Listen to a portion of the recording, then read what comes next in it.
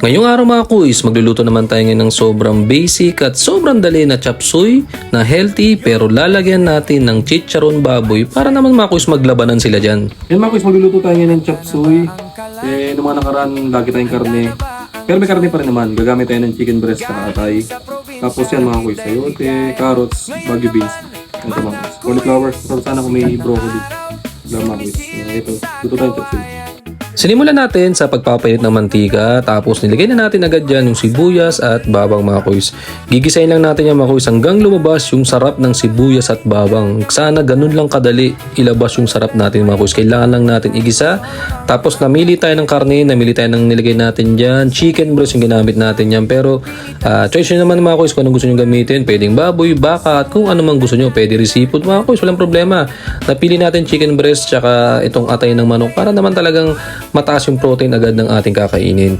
Ito kasi mga kuys, sa mga nakaraan ay napapasarap yung kain natin at kung ano-ano yung nakakain natin. Kaya ngayon medyo magsisemi-healthy tayo ngayon ng gulay at may konting chicharong baboy. Naglagay na tayo ng paminta dyan at patis, yun yung gagamitin natin panlasa dyan. Hindi na ako naglagay ng asin mga kuys, patis na para talagang mabango mga kuys. Tapos sinunod ko na agad dyan yung ating gulay na carrots, sayote at bagu beans. Mabilis lang kasi maluto mga kuys yung chicken breast tsaka atay, kaya yan din yung napili ko mga kuys. Wala kasing buto. Tapos naglagay tayo ng organic na chicken cubes dyan at tsaka oyster din mga kuys. Naisip ko ngayon that di na ako naglagay ng oyster mga kuys para talagang literal na patis lang, pero nailagay na eh. Sinunod na natin dyan yung ating cauliflower. Mas masarap to kung mayroong broccoli at young corn. Wala eh. Anong gagawin natin mga kuys? Tapos ang gusto natin dito mga kuys, yung medyo syempre half cook mga kuys para naman masarap-sarap.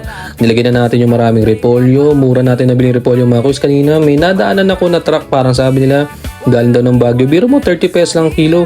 Kaya agad-agad tayo nag-chop suey mga kuys. Kasi susulitin natin to dahil itong tag-ulan. Nako mga kuys, magmamahala na naman yung gulay. Aray na naman tayo dyan. Tapos sa huli mga kuys, lagyan na natin dyan yung ating bell pepper tsaka onion leeks. Masarap sana kung may celery pero okay lang. Tapos ito, naglagay tayo sa huli ng chicharong baboy mga kuys, pampasarap. I-try nyo yan mga kuys, promise may kakaibang lasa at may kakaibang bango. Para naman medyo maiba naman yung laging yung ginagawa sa chop suey nyo mga kuys. Halo-haloan tayo dyan. Pagkatapos yan mga kuys, ahon na natin, tikman na natin. Yan mga kuys, luto na natin yung chop suey natin. Tinan mo naman mga kuys, sobrang quality. Naglagay tayo ng chicken breast dyan tsaka atay. Nasapok lang natin niluto mga kuys para mas masarap.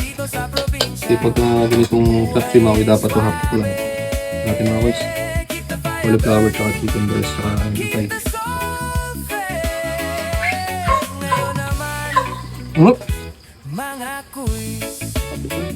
Ano itong pa?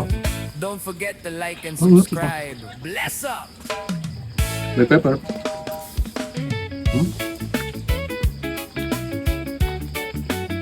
Yo, testing! Mic check! Tapos cauliflower mga kuys, tama-tama na luto niya man ito. Handa na ba ang kalan?